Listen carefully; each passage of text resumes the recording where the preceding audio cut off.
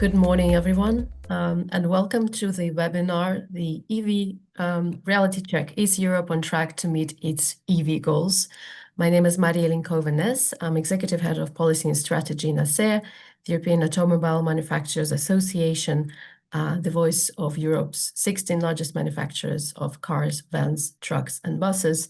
And in the next hour, we're going to hear two excellent speakers that are going to give us a snapshot of where the things stand when it comes to the development of the infrastructure, the grid for electric mobility, but then, of course, also look more at the market situation, where we stand in terms of the market forecasts.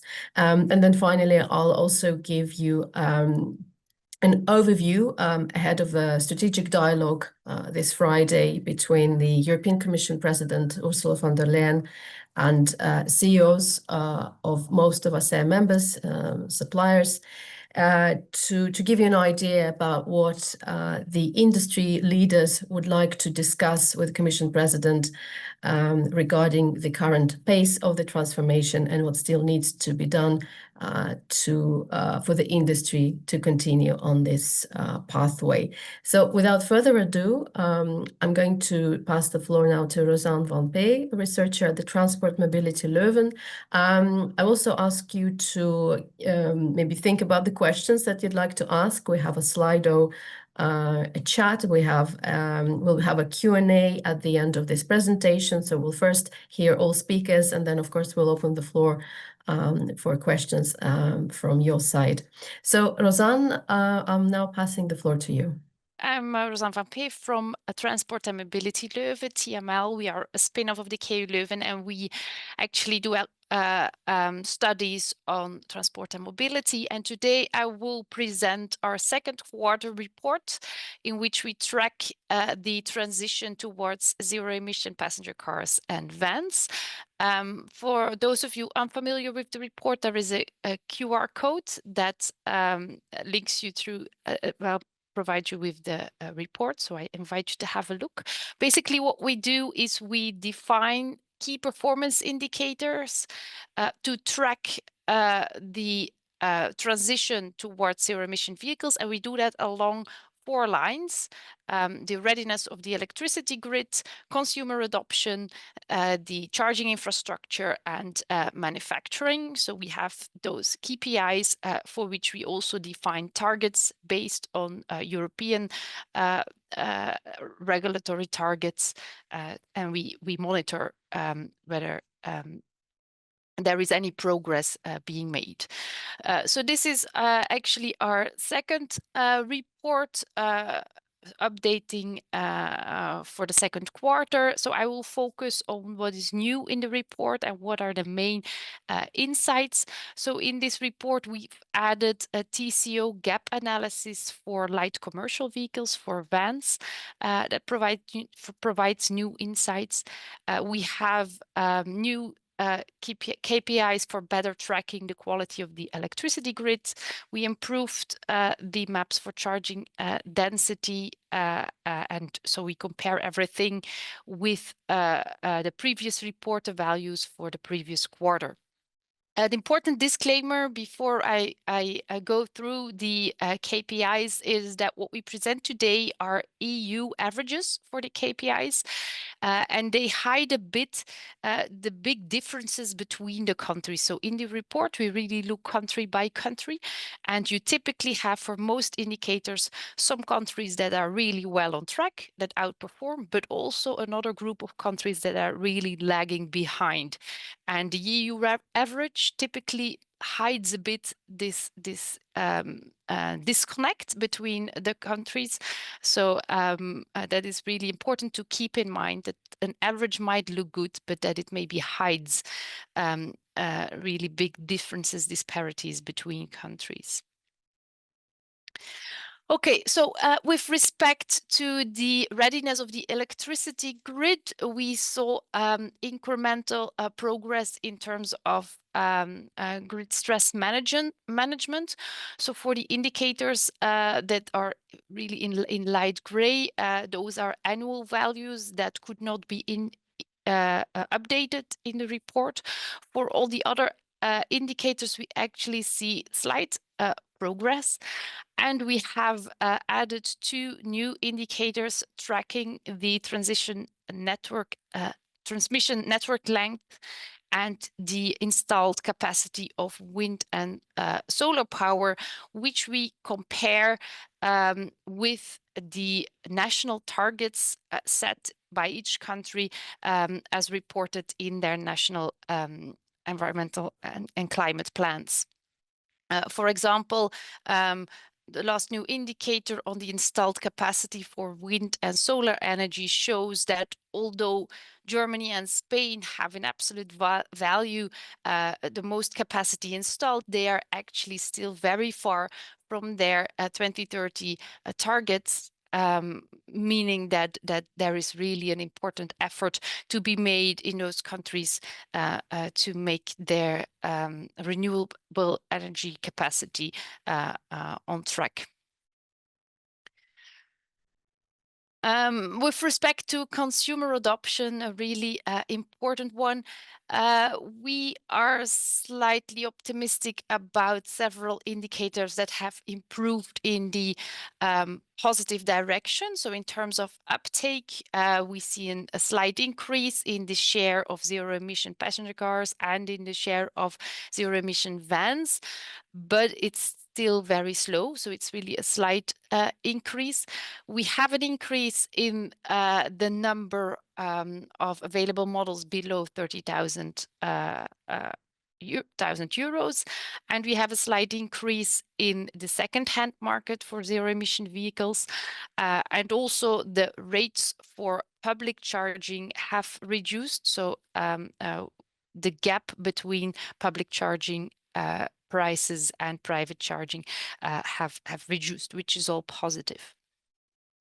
What is new in the report is the TCO analysis for vans, and there I want to dig in a little bit deeper because it's a bit puzzling to us. So what we find, so we do this for the 5 countries that you see on the graph: Czech Republic, France, Germany, Italy, and Spain, and we calculate the TCO for an electric van and compare that to the TCO of a similar fossil fuel van, and we calculate a ratio. So if it's below 1, the electric van is cheaper, and if it's higher than 1, the electric van is more expensive. So what we see is that in most countries, except for Spain, the electric light commercial vehicle is still a bit more expensive in TCO terms, especially for the larger models. But for the smaller models, we are really close to par in terms of TCO, and especially in Spain, under influence of the quite generous subsidies of the MOVES program, TCO of electric vans are really outperforming the ones of fossil fuel vans. But if we then look at market uptake, which are on the graphs below, so the light green line is the share of electric vans in total sales, we actually don't see a response in the Spanish markets, and uptake of electric vans is still really low at only 3% of total sales. So that is really puzzling a bit, that there seems to be a somewhat disconnect between market uptake and TCO, while especially in this segment, which is targeting companies, fleet managers, we would expect a bigger response on TCO. So there are other institutional or charging related issues that are still barriers for uptake.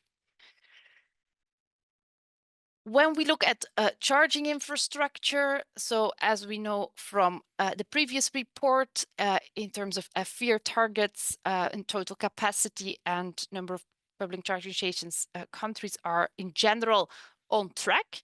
But if we then look at charging density within countries, we really see big differences in charging density, both within and between countries. So, for example, in Italy, there's a huge difference between the north and the south, but also between countries. If you see the values for France in terms of charging density, they are much higher than, for example, in Germany, in Italy, and in the Czech Republic. So this shows that there's really, in terms of density, an issue which hampers obviously also the uptake for electric vehicles. Then lastly, for the sake of time, I won't go into detail, but with respect to manufacturing, so the electricity pricing gap with the US and China is still there. And in terms of battery production capacity, we see an so an increase in battery production capacity compared to the previous reporting period, but it's still far from what we need in Europe to be independent from imports. So to conclude, what does our second quarter report on monitoring the progress shows? We see incremental gains in the electricity readiness, but we are still far from targets. Same thing for affordability and public charging network and manufacturing. So main conclusion is there is incremental progress, but we are a bit afraid that it goes too slow. And then as a last slide, for the ones who would like to have a bit more detail, a bit more explication on how we computed these KPIs, how we monitor them, I gladly refer you to the report, or if you have any questions, I will hear them later. Thank you so much, Rosanne. And indeed, these are also quarterly reports, so I really invite everyone to to keep an eye on them, and because they really give an excellent picture of where we stand on all these key performance indicators, from the grid readiness to consumer adoption. So this is obviously a very important study. We will go to, of course, to questions later on. So I hope you're also now writing down the questions to Rosanne. And now I'm going to pass the floor to Reinhard Schorsch, Executive Director, Automotive Planning Solutions in S&P Global. Now look at the market situation and to see, what are the forecasts for the BEV market growth and what we should expect in the years to come. Reinhard? Thank you for the invitation to this webinar, and good day to everyone. I'm Reinhard Schorsch, and at S&P Global Mobility, I'm responsible for the electrification trends which you find in our forecasts, and also for supporting especially OEMs with their electrification planning. And in the context of that question, reality check, do we meet the EV goals? I'll especially show you based on numbers where the markets stand and what our outlook is until 2035. Let me start with what we have achieved so far.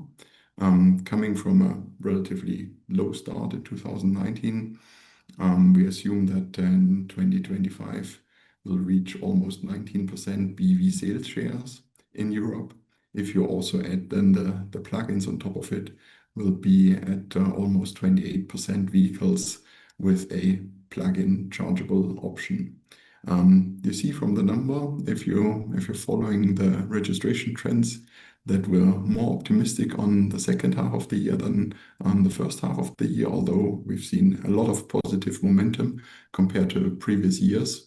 That has to do with the expectations on the vehicles which are launched this year and the effect which we'll see then in the second half. However, after 2 years of stagnation from 22 to 23 and from 23 to 24, the electrification trend is clearly behind the regulation goals. The EU has realized that and adjusted the goal by building that 3-year bridge. However, we need much more momentum now to continue for the next 10 years. Now, this is the picture for Europe overall, but we all know Europe is not a country, but I'll not go into each country here now. Clustered it instead into 3 clusters, but want to clearly show that electrification is developing at 3 different speeds in Europe. We have the one market cluster where we have the markets which are ahead of the plan, ahead of that roadmap which would get us to compliance levels. Everyone knows about Norway. Very interesting to see how Denmark in the last 2 years made a huge step. That was not just due to incentives on BEVs, but also on malus and on ICEs. But in general, the markets in the north and in the west, especially the smaller markets, they show how electrification can work. In the second cluster, with sales shares, BEV sales shares this year between 18 and 23%, not on track, but close to it, are also the 2 big markets which need to drive the overall electrification in Europe, Germany and France. What we can see here in that overall dip, that's an effect of incentives having been reduced, also tactical sales, postponement of BEV sales in 24. Now the momentum is coming back. But where the real issue is, that's in market cluster 3, where we're still at BEV sales shares this year between 3 and 11%, far behind, lagging far behind what shall be achieved. And if you look down the list, those are the markets in the south and in the east, but also including 2 big markets, Spain and Italy. Now, it's obvious that BEVs need to be affordable.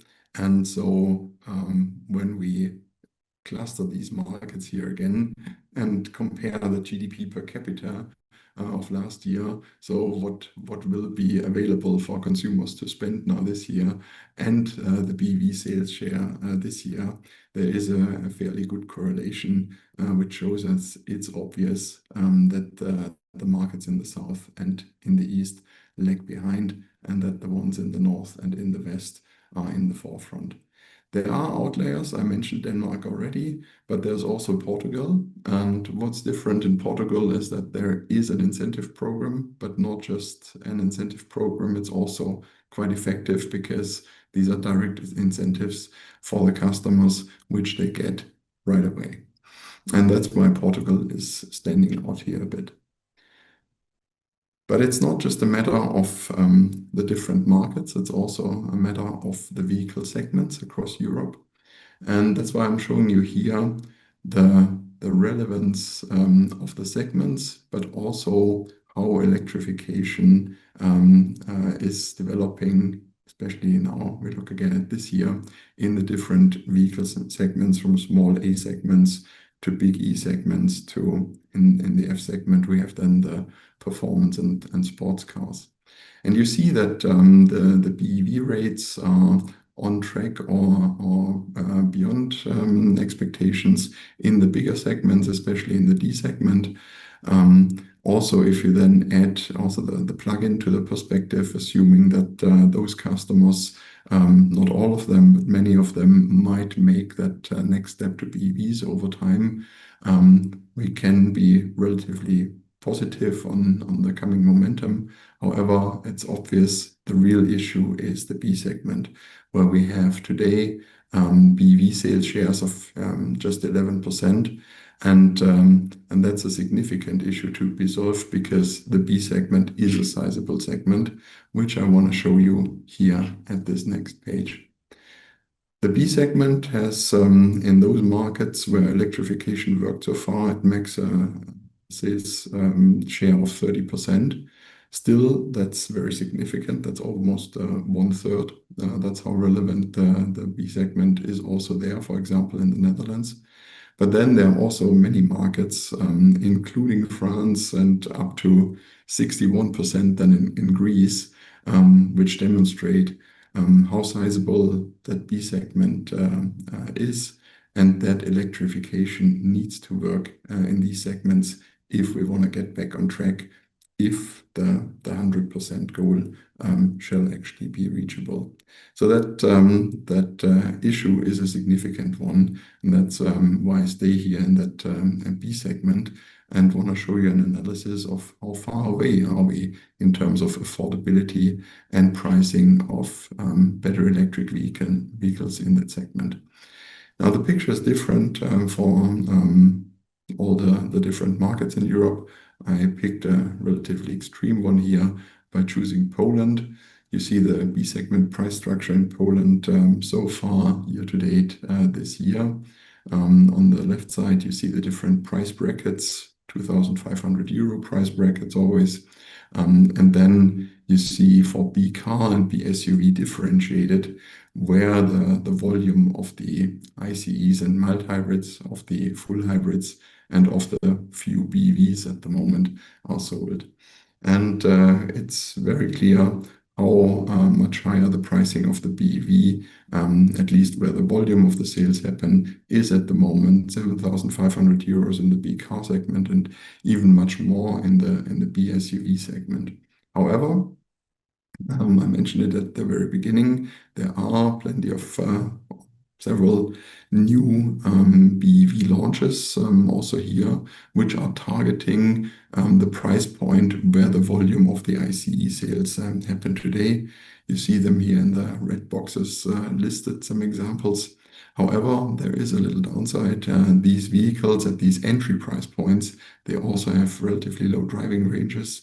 And it's the price question now, will consumers actually accept BEVs with driving ranges up to 300 kilometers, at least at these entry price points?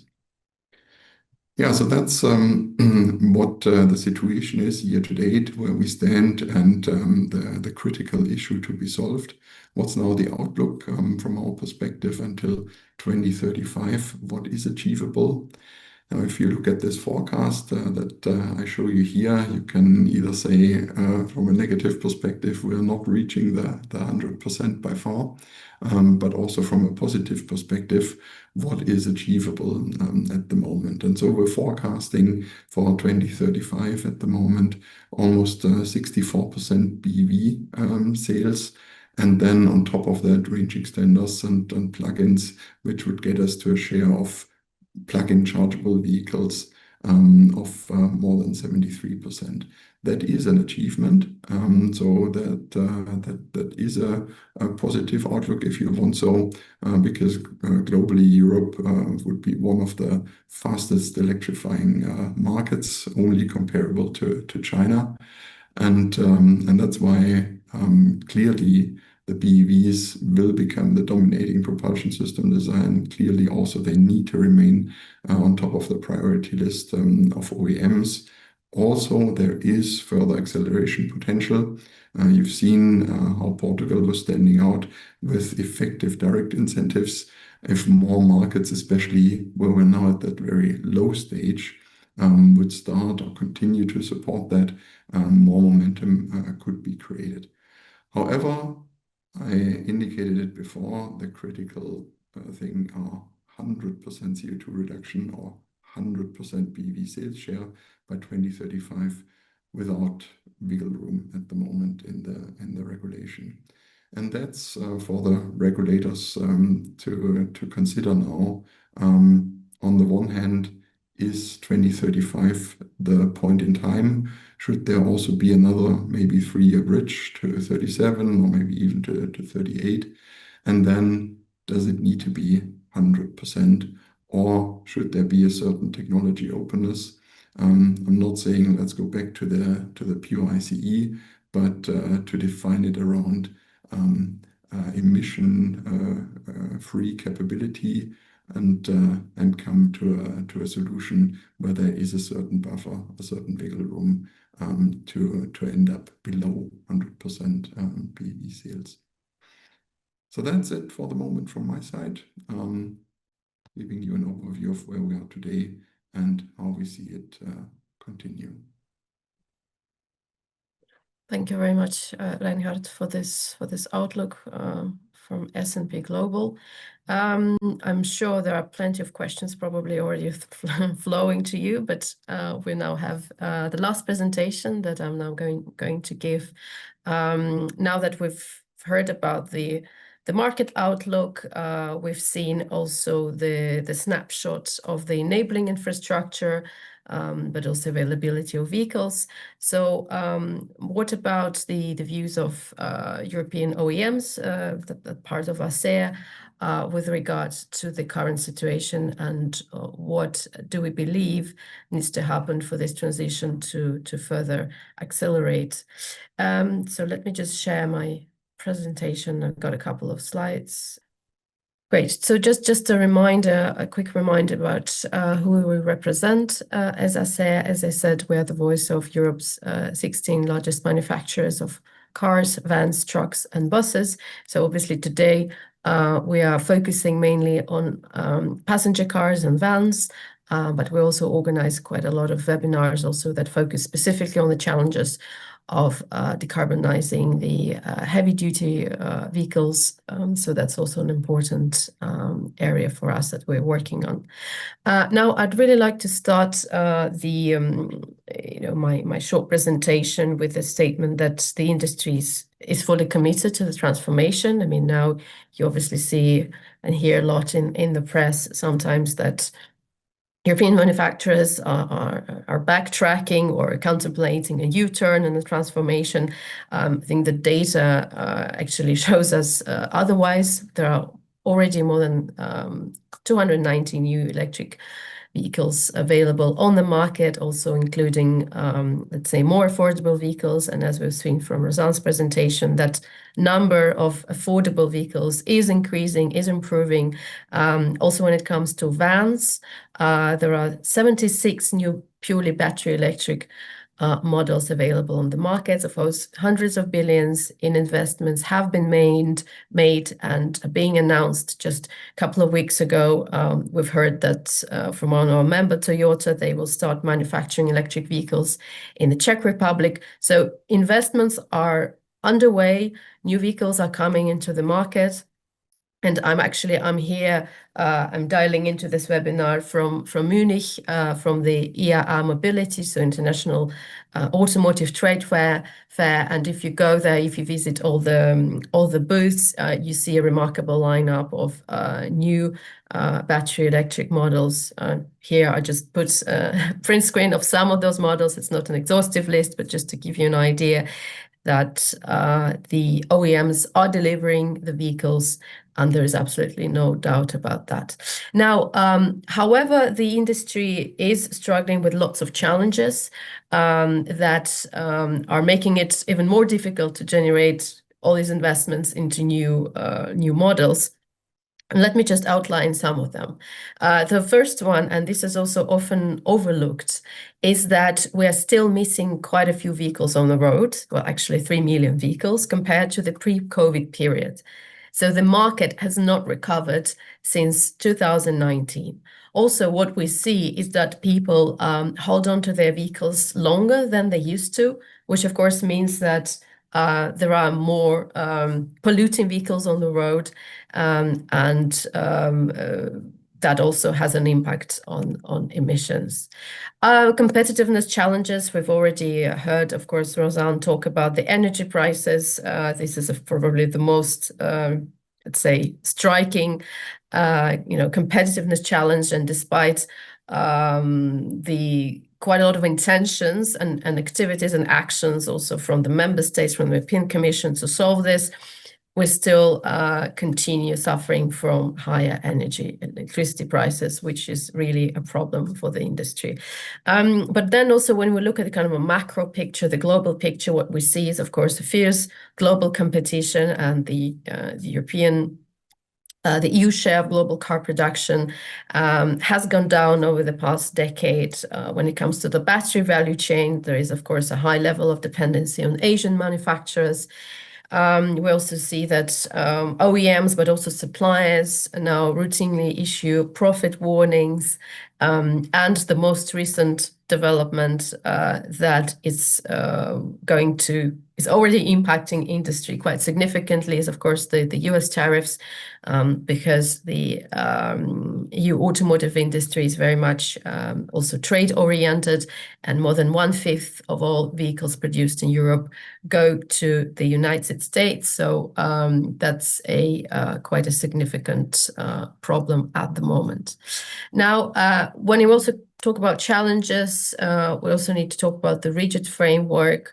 We have the most stringent decarbonization targets in the world, and it's the manufacturers that also say liable for penalties if things go wrong. So if, for example, as we saw in 2024, so last year, when the market for battery electric vehicles was developing very slowly, it immediately laid bare this problem of disproportionate costs of compliance with the targets, because OEMs have to choose between some of the options, and none of them is really helping the industry's competitiveness. So you either have to pay penalties, reduce production, which of course has an impact on jobs as well, or pay regulatory credits to competitors, maybe sometimes foreign manufacturers, or sell at a discount, which further, of course, diminishes the profitability of the industry at a time when it needs investments into the transformation. Also, when we talk about, let's say, the regulatory framework, obviously today we talk about emissions mainly, but it's important to bear in mind that also next to the CO2 targets and the emissions, the automotive industry needs to comply with more than 100 rules over the next few years when it comes to safety materials, circular economy, data, security requirements. And that, of course, again, we're not saying, we're against this regulation and we don't want to comply, but it's important to understand that it also adds costs to vehicle manufacturing. It adds costs to doing business in Europe, especially for those smaller car segments, as we just also heard from Reinhard, that the B segment needs a special attention. And this is, of course, the segment which is where it's now complicated and difficult to make profits and to develop competitive products, considering all the rules and regulations that we have at the moment.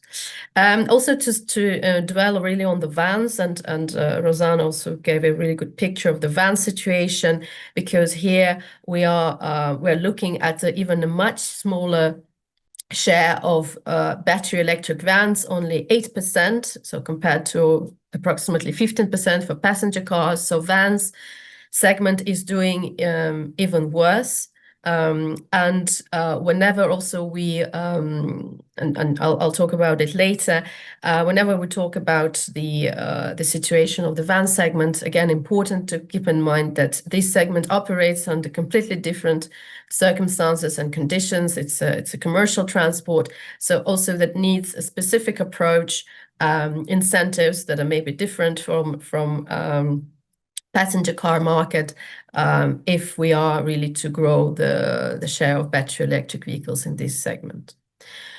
So all these challenges have really led to quite a lot of discussions within ACEA on what to do next. And everybody in the association, so all the members, all OEMs, agree that the current state of the enabling infrastructure and the current, let's say, market, economic and geopolitical environment makes it challenging, if not impossible, to meet the targets. And we've just seen the forecasts from S&P Global that also confirm this picture. The 3-year averaging may also help passenger cars, but it is not going to help the vans. As we see, the vans segment is really in dire straits. But in any case, the averaging will only work if we see now a really in the next few years a big offensive when it comes to infrastructure, to incentives. So the averaging on itself is not going to help. So ahead of the strategic dialogue, which is to take place on the 12th of September, so in a couple of days, we've formulated, let's say, 3 main asks, and we also published a statement yesterday that also focuses on them, which I'm going to explain to you now, although I think most of them are probably self-explanatory now. So first of all, is really about incentives. So there's and we've also seen through the presentations from Rosanne and Reinhard that there is a need. The incentives, they have a positive impact. There is a room for improvement when we have incentives, but this is where we need really also governments to step up. We know that, of course, a lot is being done. Also, for example, the charging infrastructure providers are really are doing their best to create charging infrastructure, but they also often suffer from long permitting rules or long queues to get connected to the grid. So there's it's not just the private market that needs to solve this, but also governments and institutions need to support there. Battery electric vehicles will remain the mainstream technology. I mean, we've all seen the projections, the forecast. Also, if you look at the lineup of vehicles, they all, most of them are battery electric. However, there is, it needs to be accompanied by a more pragmatic approach to ensure that also all technologies that can, prove that they can reduce emissions, all these technologies should play a role in the mix moving forward. And also there should be the more attention to these 2 dimensions, resilience and competitiveness. So far, the targets were set, and then it was assumed that then things would fall into place on their own. But obviously, we see that it doesn't work this way. If you neglect one of the dimensions, if you neglect the resilience of the value chain, of the battery value chain, or if you neglect the competitiveness dimension, then this transition will not progress. And then finally, again, it's, passenger cars are often in the spotlight, but we must not forget that the van segment, the heavy-duty segment, operate under completely different circumstances and conditions. The purchasing decisions in that segment are not dictated by the same rationale as in the passenger car segment. And also these segments respond differently to different incentives. That's why we also need to have 3 lanes and a tailored approach to all 3 segments instead of just trying to come up with a solution that works for all segments. And especially the small and energy efficient EVs, we believe that there should be also special recognition and special attention given to that segment, because this is also where probably there is still a big potential. I was just seeing from Reinhard's presentation, but where the challenges are also the greatest. Now, I understand probably that all these points still sound very vague and very general, and the questions may be, okay, what exactly do you want? What exactly are you going to ask also from the European policymakers? I think the honest question is that we are, this is a very diverse industry. There are really different views on how to tackle this and what can be done, what needs to be done. And everyone is now, of course, debating different solutions.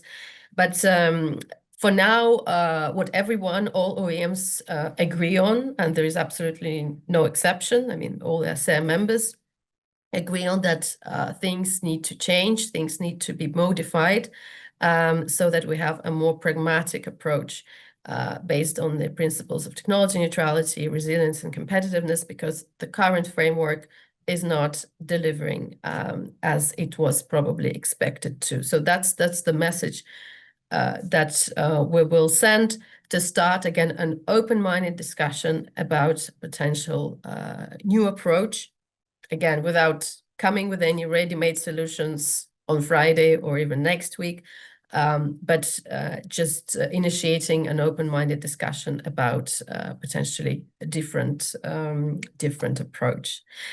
So that's what I wanted to present to you today. And now we still have some time for, obviously, as I said, for Q&As. So I have my colleagues here also helping with questions. So let me just switch to the Slido to see the questions. So I see that quite a lot. So we'll try to respond to, let's say, all of them or most of them. But if we don't, please feel free to send an email to the speaker that you want to ask the question, and we'll do our best, of course, to respond to all of them in due course. So I'll start first with a question, and I suppose that's the question to me because it's about small EVs. So what counts as special recognition for small EVs? What does the specific ask for policymakers? Again, as I said, we're still discussing this. So there's no, if there was a very clear, succinct response, I would have put it on the slides. So that's something we're still debating. Also, if maybe some of you might have already followed the State of the Union speech by Ursula von der Leyen. So earlier today, she also announced a program for small, affordable cars. So indeed, we need to, of course, discuss also with the Commission what they have in mind and what it could mean in practice. So yes, more to come probably in the next months. Okay. Then we have a question here. I suppose it's probably more to Reinhard. So we have 73%, projection of the market by 2035. How does this translate in potential fines for OEMs? Yeah, thanks for the many questions. I was reading through them. And maybe if you allow me, I start top down and try to answer many of these questions at once. Because indeed, that question regarding fines has to do with the point that we're not forecasting to compliance level anymore. There's also a question in there which is saying, did S&P ever forecast to 100% BEV sales share? The answer is yes. Until 2023, we used to show potential paths to actually be compliant, and we're discussing that with the OEMs, what needs to align to get there.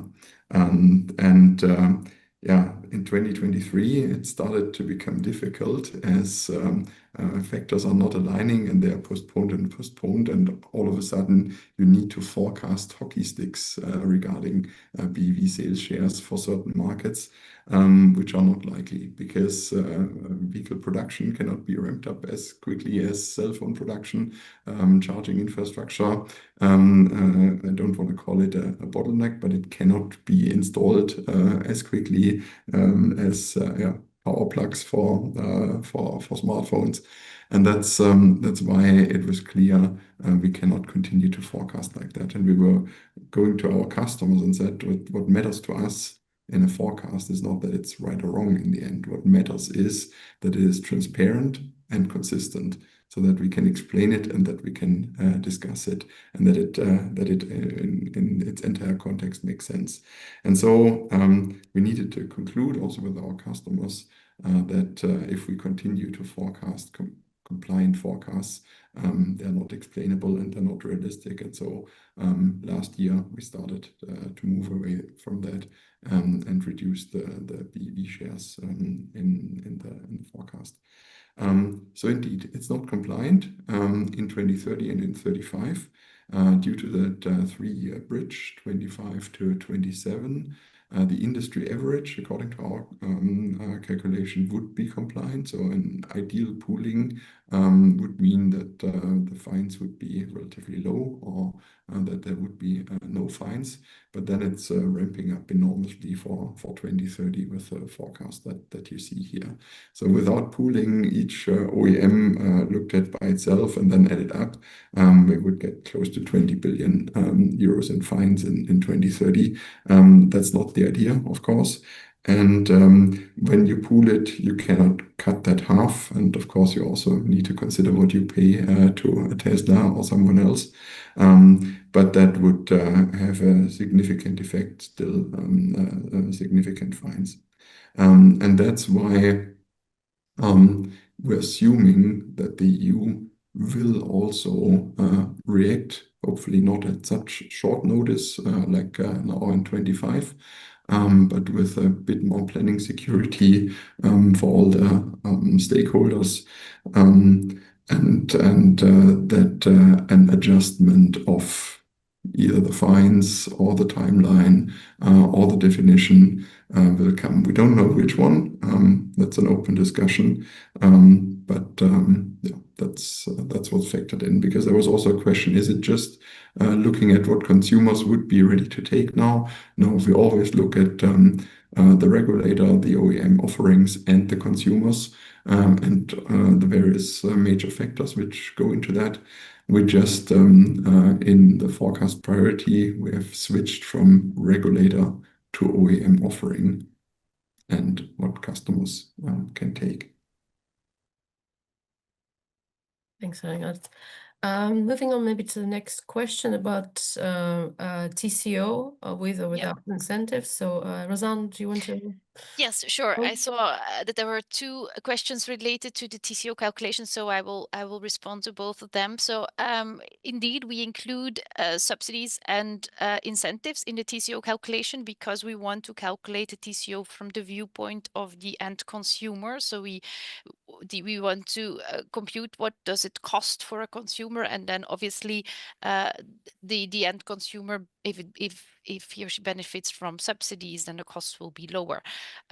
We actually see that subsidies have a huge impact on the TCO, because if you look at the structure of the TCO, it's different for an EV and a fossil fuel van. For an EV, the TCO, the predominant part is the upfront cost, the purchase cost, and then use costs are lower, while for the ICV, it's a bit the other way around.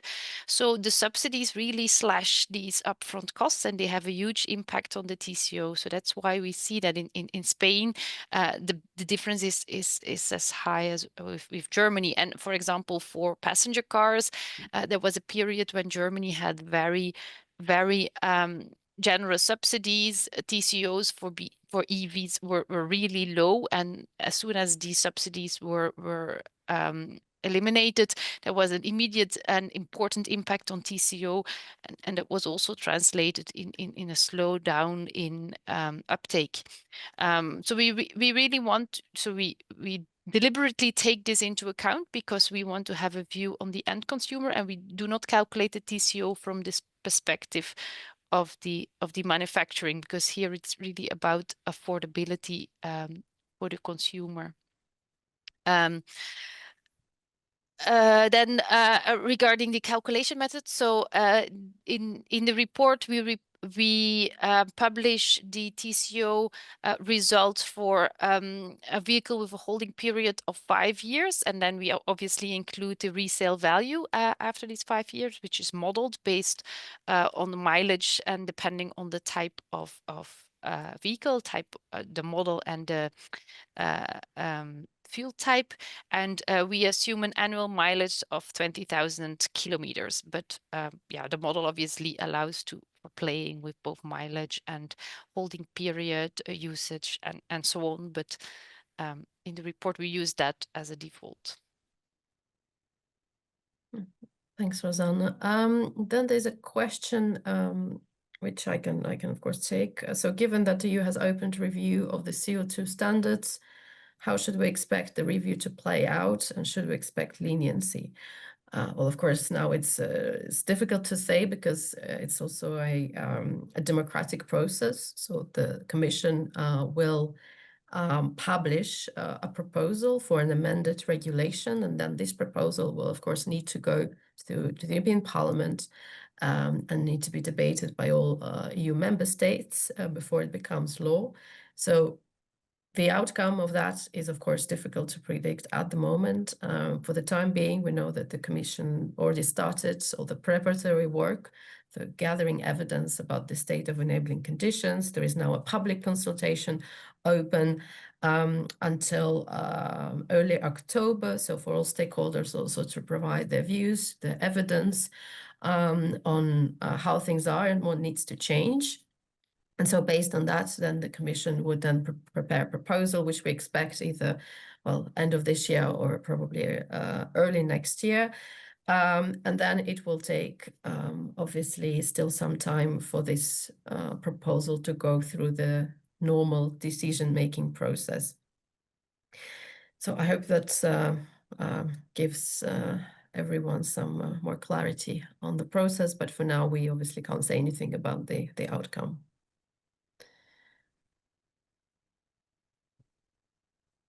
I don't see any other questions. I'm just also now looking at my team to see if we have more questions in the... If you don't mind, I would take another one, Yeah. which was asking why is Norway growing so well in PV sales share? And that's basically because everything aligns so well in Norway. You have a wealthy country which can afford to give incentives to PV incentives to customers. That's how it started. Then it switched to a high malus on the ICEs, which made the PV relatively more attractive. Also, you have a very high GDP. It was not on the chart that I showed, but the customer affordability is much higher, and also in vehicle segments that was on the charts. It was the market with the lowest B segment share because you're having bigger, more expensive vehicles driving there. So that also worked. Then you have a country which is quite concentrated around its capital. And so that helps, of course, when building charging infrastructure. That was another factor. And then with all that aligning so well, of course, the BEVs which were coming into the market, they came to Norway. That's where the OEMs were selling them. That's also where all the Chinese players went first to see how their vehicles work in Europe.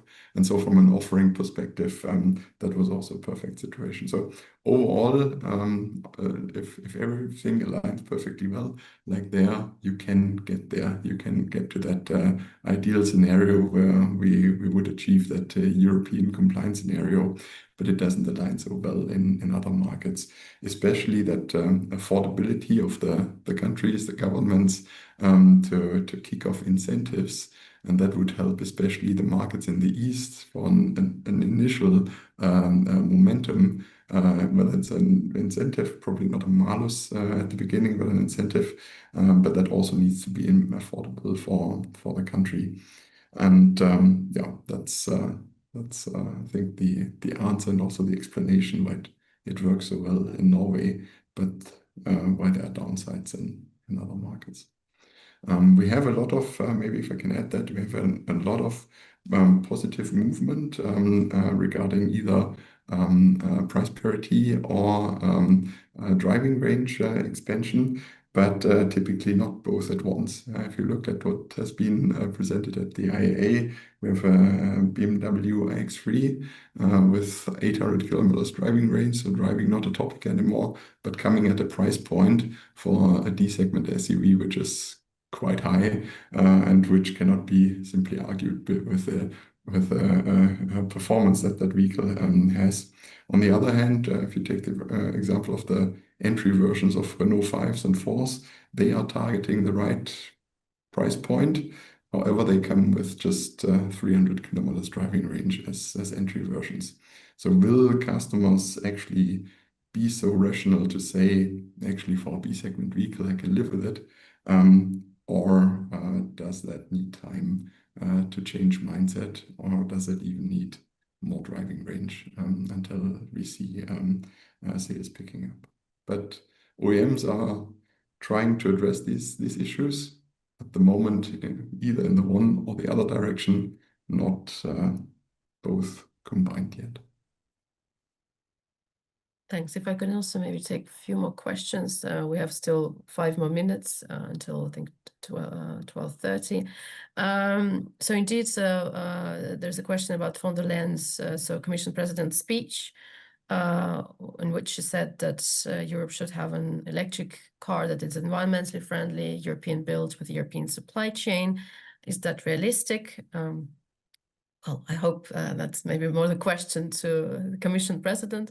But of course, the devil is in the detail, because the description is rather abstract, and what is European built, what is the European supply chain, especially when we talk about the battery value chain.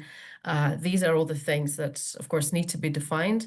But I think the intention also definitely from our members is to continue a strong manufacturing footprint in Europe, to keep the jobs here. So we're looking forward to discussing, I think, in more detail with the Commission, how to make this happen, but of course also in a competitive way.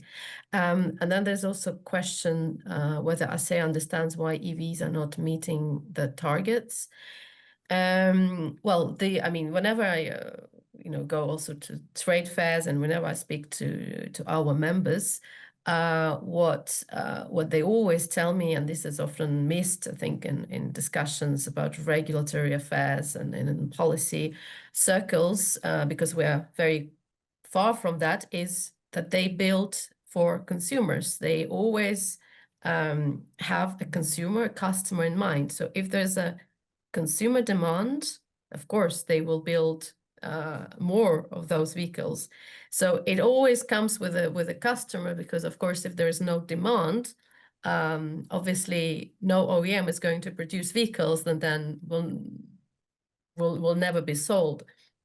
So that's really this customer-centric framework and mindset is really important to keep here in mind. And then, of course, the questions that we can ask ourselves, why consumers still, or some consumers are still not, don't find this an electric vehicle attractive for them. And then, of course, it all depends on circumstances, and we start, thinking about the infrastructure, accessibility or availability, or, for example, charging prices, as we've seen in Rosanne's presentation. For example, public charging is much more expensive than private. So unless you live in your own house and you have your own wall box, you can charge your vehicle, then it becomes more difficult for you to switch to alternative powertrains.